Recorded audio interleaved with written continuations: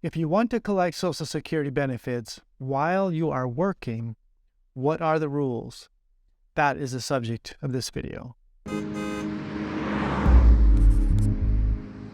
Hey, welcome back to another episode of the Financial Fast Lane. My name is Lane Martinson. And so if you want to claim Social Security benefits while you're working, there are some very specific rules that you need to be aware of. And so what we're talking about here are retirement benefits, not to be confused with Social Security disability benefits or SSI. Those have a completely different set of rules. So retirement benefits are only for those who have worked for a minimum of 10 years or 40 credits, and they have paid the FICA tax into the Social Security system.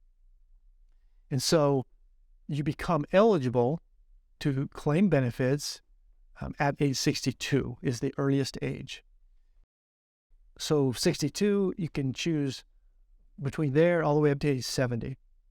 And so if we take a look, all the years prior to your full retirement age, there is an earnings limit.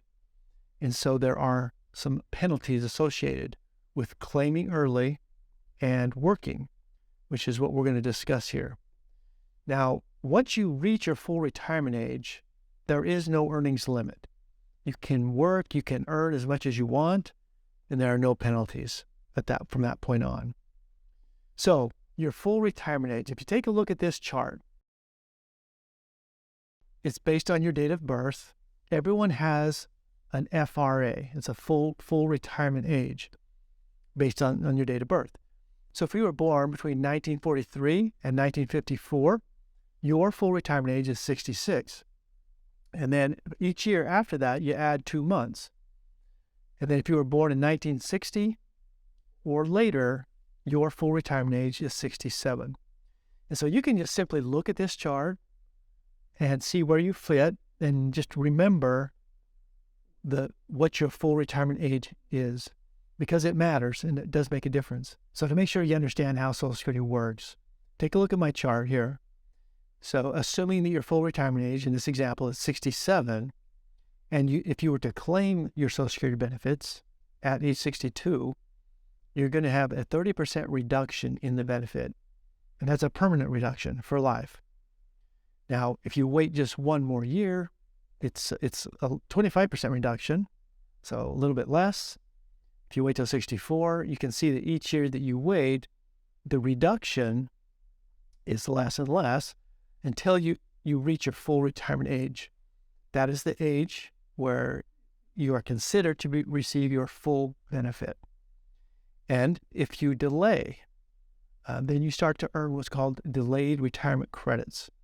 You get a guaranteed 8% for each year that you delay. You would never want to delay longer than age 70. There are no benefits to delay past age 70. So that's kind of how that works. Now, the earnings limit is what we're talking about here. For 2023, you can claim early and you can continue to work, and you can earn up to $21,240 with no penalties.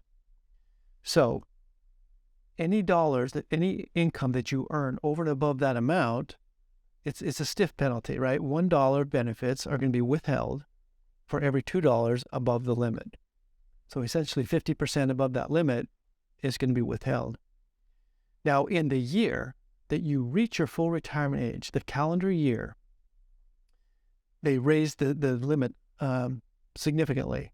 So if, let's say you were to defer until the calendar year that you're going to be reaching your full retirement age and you're still working, then you could work and earn $56,520 as of 2023. These numbers are indexed for inflation, so they do adjust up each year. And in that year, if you were to exceed that threshold, then the penalty is not quite as stiff. It's $1 benefits withheld for every $3 in earnings above the limit. And then, like I had mentioned, once you reach your full retirement age, there is no earnings limit. You can earn as much as you want there are no penalties. Okay, now that doesn't mean there's not going to be some taxes on your Social Security benefits, which is really a whole different subject. And I have other videos that explain how that works. But so, does it make sense to claim your Social Security benefits early while you're working? If you have significant earned income, most of the time it's not going to make sense. So, but I'm going to share with you a lot of the common questions I get and comments around this subject that I think you'll find helpful. So what does count towards the earnings limit is W-2 income. In other words, wages, right? Or net earnings from self-employment. That's really it. It's basically money that you're earning because you are working. So what doesn't count? Dividends that you might be receiving off of investments, interest from savings, if you have a pension, if you have distributions coming from an IRA or 401ks, any types of retirement accounts, any capital gains that you might realize through investing, if you have any annuity payments, all of those are considered sources of retirement income. And so those, you are not penalized based on those sources of income. It is only if you're still working, you have wages or net business income, okay? So some common questions. Is the earnings limit based on single or joint income? This is a good question. So if you're a married couple and you're married and filing jointly, and one spouse claims early, but the other is not working, and the other spouse is working, is that going to cause a problem? And it doesn't, because Social Security is looking at the individual. Even if you're married filing jointly, it's going to be based on your earnings and your Social Security benefit. Okay? So if you do claim early and you're working and you exceed the threshold of the earnings limit, will that impact spousal benefits? And the answer is yes. And so if you've claimed early, you're getting benefit, your spouse is getting 50% or the spousal benefit, and you exceed the threshold, then the penalty is going to impact both benefits in that case, because it's off of the same earnings record. Now, there is an exception to that. If it's a divorced situation, and if you are claiming a spousal benefit from a former spouse, it doesn't matter what that former spouse does. It has no impact in that setting. Some people feel kind of frustrated with, why are these rules like this, right? So I think it's helpful to understand how it came about. So full retirement age was 65 originally for many years. That was the earliest age you could collect it. But then Congress amended the rules and they allowed women to claim as early as 62. And then 5 years later, they got around to saying, well, we're going to let men also claim early. That was back in 1961.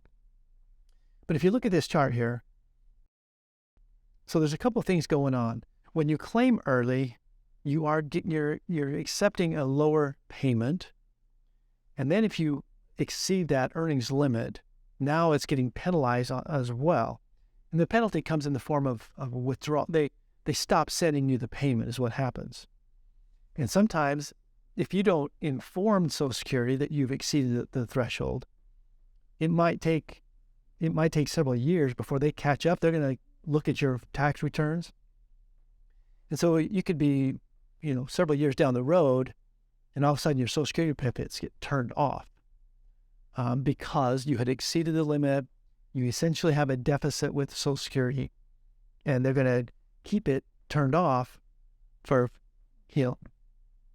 many months, or however many months it takes for them to recoup the difference. So you just want to understand kind of the history of that.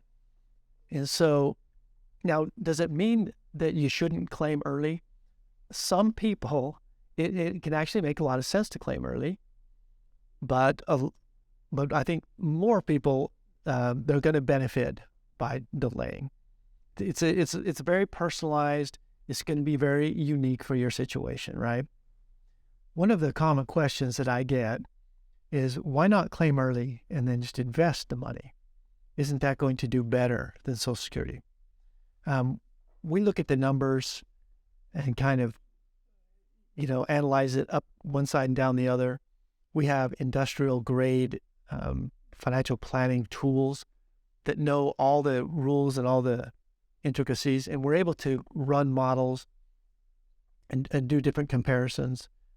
And most of the time, that strategy is going to have significantly more risk involved and probably less income in the end. But there are times, if you can retire early, if you don't need the Social Security income, right? You have other sources of income and it's not from working. Now that's a scenario where we can make a really strong case, because it now allows your other investments, your other accounts, it helps them to preserve them and for them to grow larger. And so now we get into time value of money and opportunity costs, which can really make a very big difference for our retirement plan. And so it's surprisingly complex, the many different issues. One of the things that I say often is that optimizing your overall retirement income holistically, comprehensively, will give you more income in retirement. There's a lot of efficiencies. We're talking about time value of money. We're talking about opportunity costs that come into play. And when it's all fit together in a comprehensive plan, it really will result in more income in retirement. It's mathematical, it's quantifiable. So one of the advantages that I have, having been a financial planner for many years, talking with many people about their finances, there's a significant number of people who claimed Social Security benefits at 62, who now, 10, 12, years later in retirement, they're really regretting that decision. And they're asking the question, how can I fix this? Or why didn't someone tell me about this, right? And so you just don't make a harsh or a quick decision. You want to make sure you're making a good decision for your situation. Again, there are situations, there are people where claiming your benefits early will make the most sense and will give you the most total income over your lifetime. And there are other people who claiming early, you're going to leave a lot of money on the table.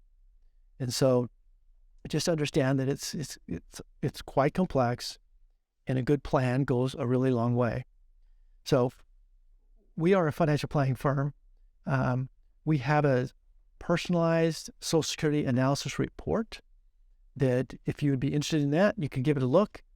You would just go to socialsecuritylane.com, and there's a nominal fee, but with your estimated benefits, we use your actual numbers, do some analysis, and show you a variety of options. So if you want to consider that, I hope you'll look at that.